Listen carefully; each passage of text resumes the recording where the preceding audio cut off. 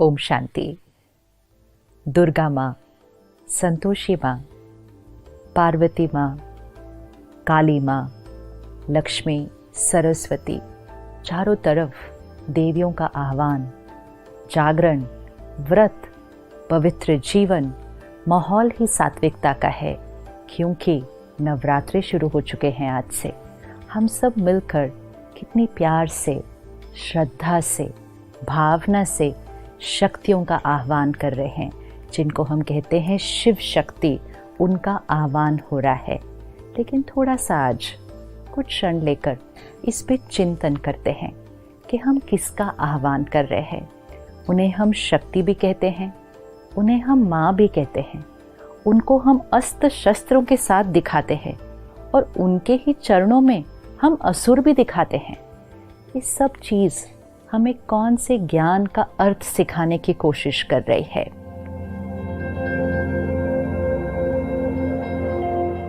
देवी का चित्र और चरणों में असुर।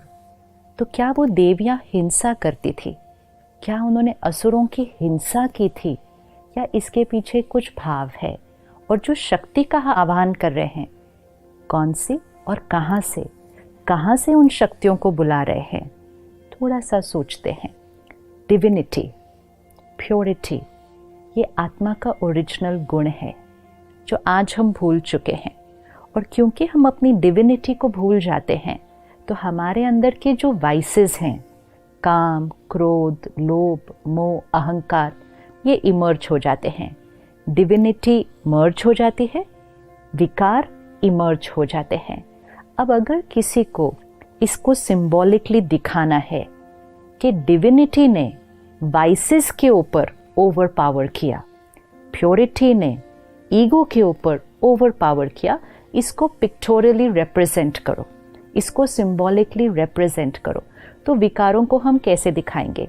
जैसे कहीं दिखाना होता है कि स्मोकिंग इज़ नॉट अलाउड, कहीं दिखाना है कि डेंजर है, तो हम क्या करते हैं? वो स्कल ड्रॉ करते हैं, उस पर क्रॉस लगाते हैं। तो कोई एक्चुअल स्कल थोड़ी है, लेकिन सिंबॉलिक है कि ये डेंजर है। तो वो जो वाइसेस, वो जो असुर चरणों के नीचे दिखाए हुए हैं, वो कोई असुर नहीं है फिजिकल, वो हमारे अंदर की आसुरी वृत्ति, विच मीन्स हमारे अंदर की नेगेटिविटीज़, हमारे अंदर की रॉन्ग हैबिट्स, हमारे अंदर की वीकनेसेस, हमारे अंदर के विकार, jealousy, hatred, hurt, rejection, manipulation, control, domination, the list is long. लेकिन क्योंकि हमने ध्यान नहीं रखा, हमने अपने अंदर के असुरों को जागृत करके रखा हुआ है। अब वो दिन आया है कि हमें अपने अंदर की डिविनिटी को इन्वोक करना है। और जैसे जैसे डिविनिटी इन्वोक होती जाएगी, मतलब डिविनिटी इमर्ज होगी, तो वाइसेस अपने आप मर्ज होंगे।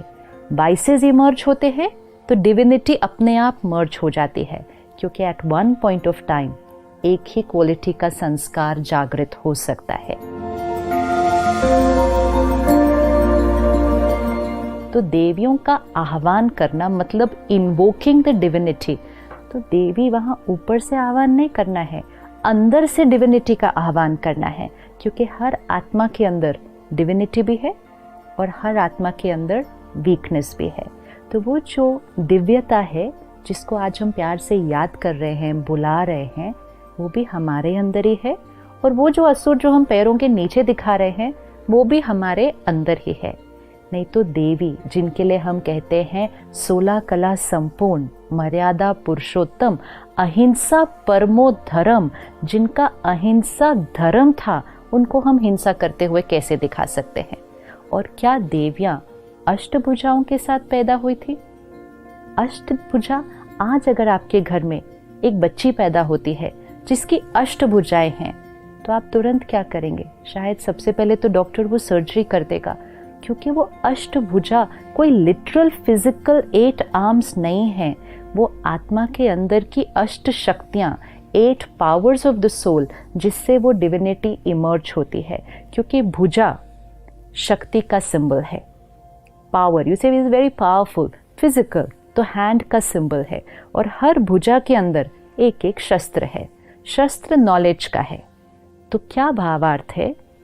ज्ञान के शस्त्र को लें, आत्मा अपने अंदर की शक्ति को यूज करे, और जब ज्ञान के शस्त्र से आत्मा शक्ति को जीवन में यूज करेगी तो डिविनिटी इमर्ज हो जाएगी, और जब डिविनिटी इमर्ज हो जाएगी विकार मर्ज हो जाएंगे।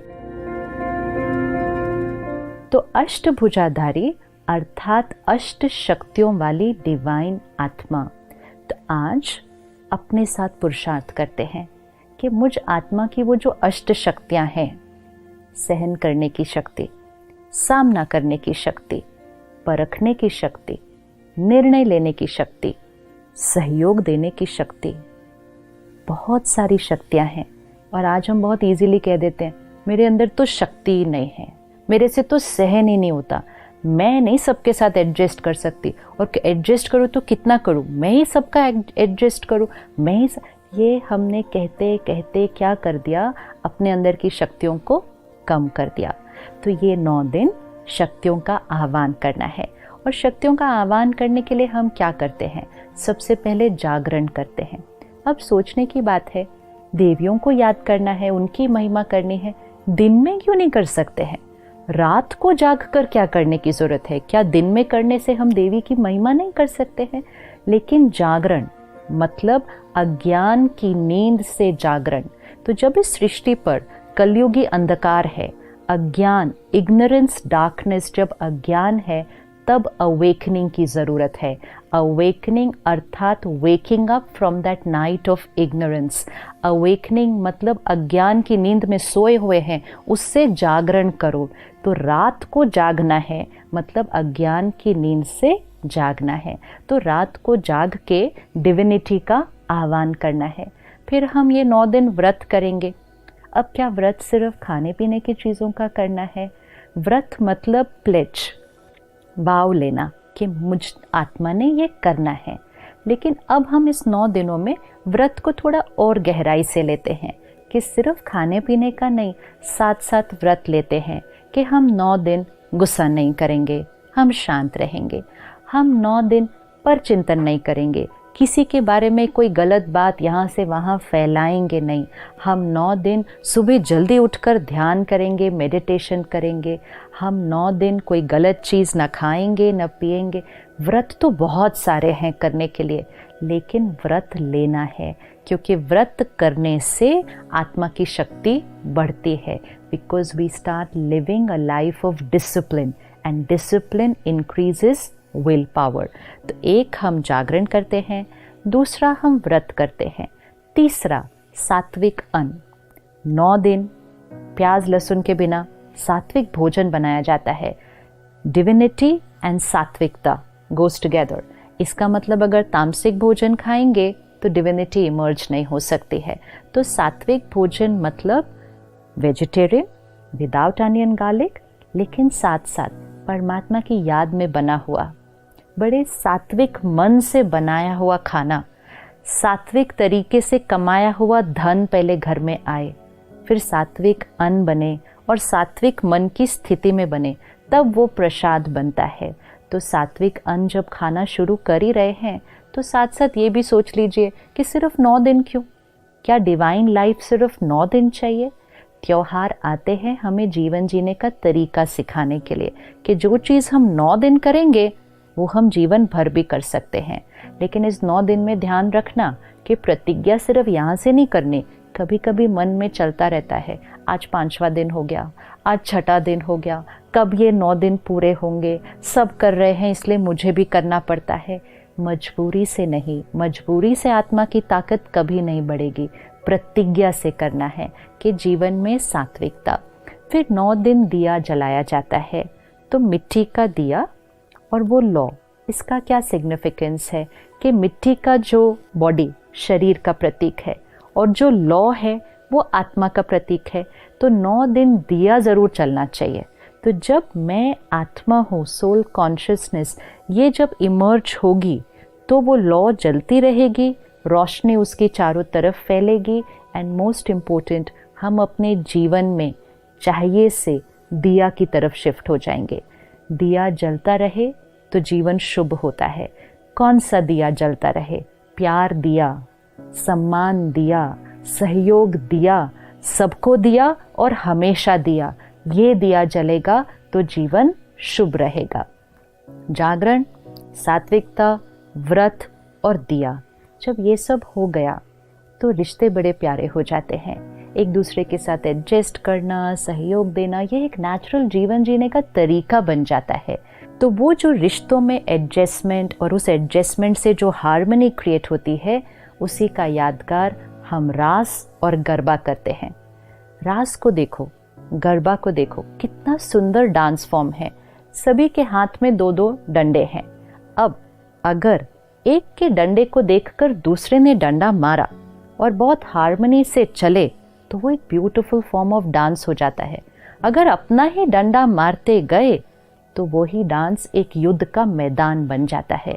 ये वो लोग हैं जिनके साथ हम रहते हैं, जिनके साथ हम काम करते हैं। उनके संस्कार को देखें, उनके संस्कार को देखते हुए अपना संस्कार यूज करें। अगर ऐसे करेंगे तो संस्कारों की रास होती जाएगी। लेकिन अगर अपना ही संस्कार का डंडा मारेंगे तो घर में भी आज युद्ध का मैदान हो जाता है। तो परमात्मा कहते हैं कि जो आत्मा जागरण करती है अपने विकारों से, व्रत लेती है जीवन में, और उसके जीवन में सात्विकता आती है और सोल कॉन्शियसनेस उसके लिए जो नेचुरल होता है, वो औरों के साथ संस्कारों की रास करती है। तो अगले 8 दिन हम सब रोज मिलेंगे और सिर्फ देवियों का आह्वान नहीं करेंगे, अपने अंदर की उस दैवी शक्ति का आह्वान करेंगे। हर रोज हम आत्मा की एक एक शक्ति को लेंगे कि उस शक्ति को कैसे मुझे अपनी लाइफ में लाना है, कैसे उसको इमर्ज करना है, कैसे उसको प्रैक्टिकल लाइफ में यूज करना है, और साथ साथ वो शक्ति कौन सी देवी का प्रतीक है और वो देवी हमें क्या सिखा रही है। तो अगले 8 दिन हम सब मिलकर सही मायने में नवरात्रि मनाएंगे। ओम शांति।